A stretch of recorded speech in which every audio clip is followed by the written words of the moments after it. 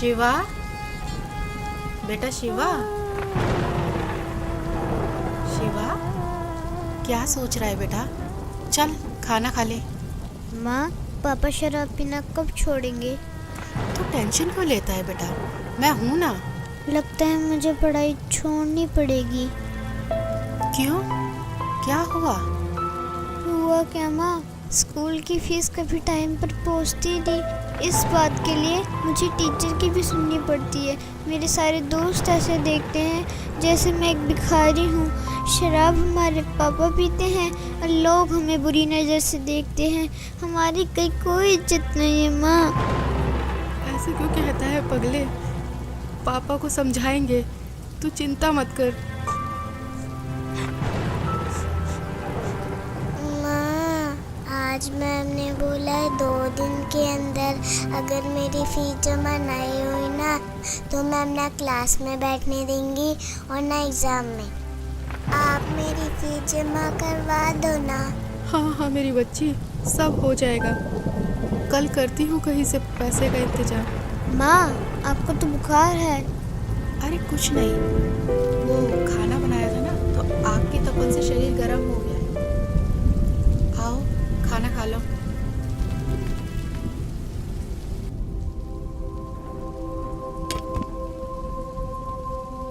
और हाँ, पढ़ाई छोड़ने के बारे में सोचना ही मत, समझे? वरना जिंदगी नर्क से बदतर हो जाएगी। करती हूँ तेरे पापा से बात। देख रहा है ना मुझे?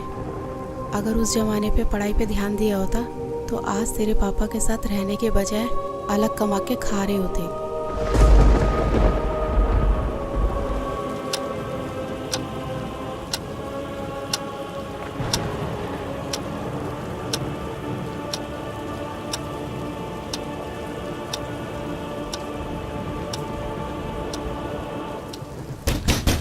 खोल साले, दरवाजा खोल। खोल साले, दरवाजा खोल। अबे कहाँ मर गई साली? खोल साले। इनका तो रोज रोज का ड्रामा हो गया। आज तो दरवाजा खोलूंगी ही नहीं। खोल नहीं तो तोड़ दूंगा इसको। खोल साले, दरवाजा खोल। अबे तोड़ दूंगा इसको साली, दरवाजा खोल। कहाँ मर गई साली?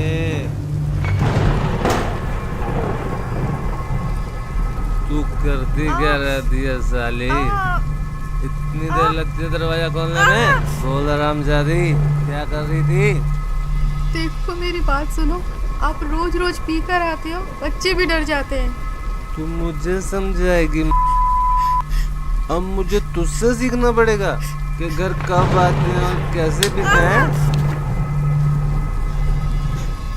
तू मुझे समझाएगी साली? तू मुझे सिखाएगी साली? तू मुझे समझाएगी साली? तू मुझे समझाएगी?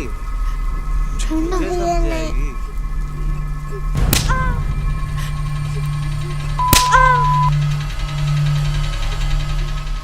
मुझे समझाएगी? पापा मत मारो ना माँ को, पहले से बीमार है। तेरी इतनी मजाल, तू मुझे रोकेगा? हैं?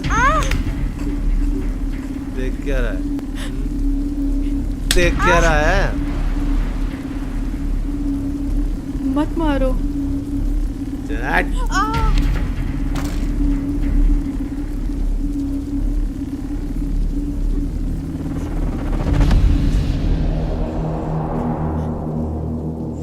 तू मुझे मारेगा साले? मैं भी देखता हूँ तेरी माँ ने तुझे कितना दूध पिलाया।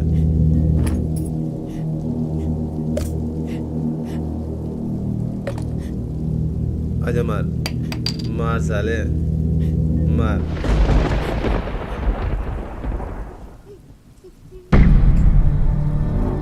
तुम सबको देख लूंगा मैं।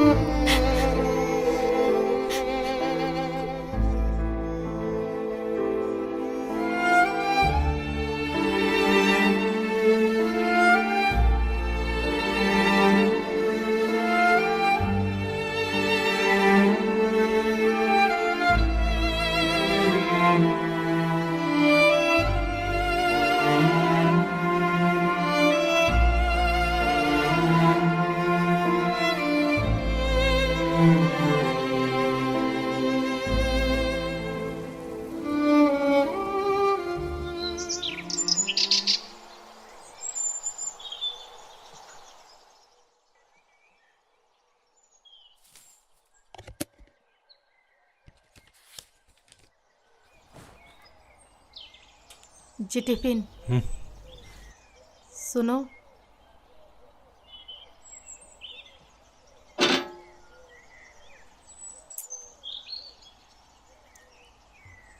माँ, माँ, जल्दी चलो, मैं स्कूल के लिए लेट हो रही हूँ। हाँ हाँ मेरी बच्ची, बस 2 मिनट, मैं अभी तैयार होके आती हूँ।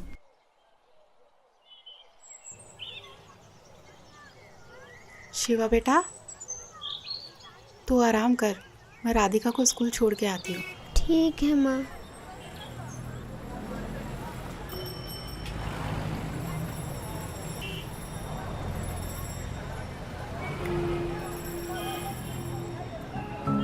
माँ, पापा कब सुधरेंगे? उन्होंने रात में भैया को बहुत मारा है ना।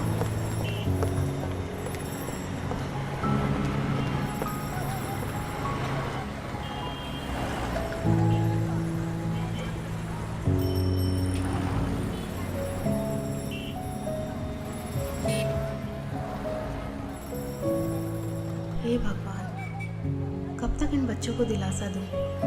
मेरे होते हुए मेरे बच्चे नर्क जैसे जिंदगी जी रहे हैं। इससे अच्छा तो हम मर जाते, वो बेहतर होता। कम से कम रोज रोज की मार पिटाई और समाज में जलील होना तो बंद होगा।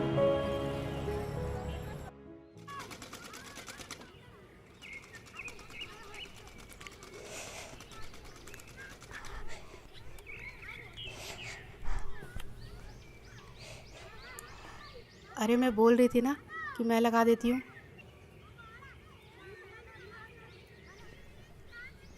ला, मुझे दे। ठीक है।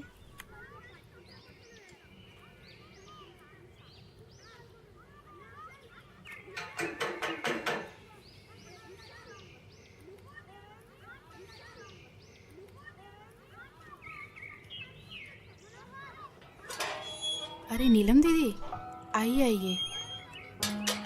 और पुष्पा बहन, ठीक हो आप? बस दीदी, कट ही रही है। अच्छा, सूट सिल दिया मेरा? बस दीदी, वो आप ही का सूट सिल रही थी।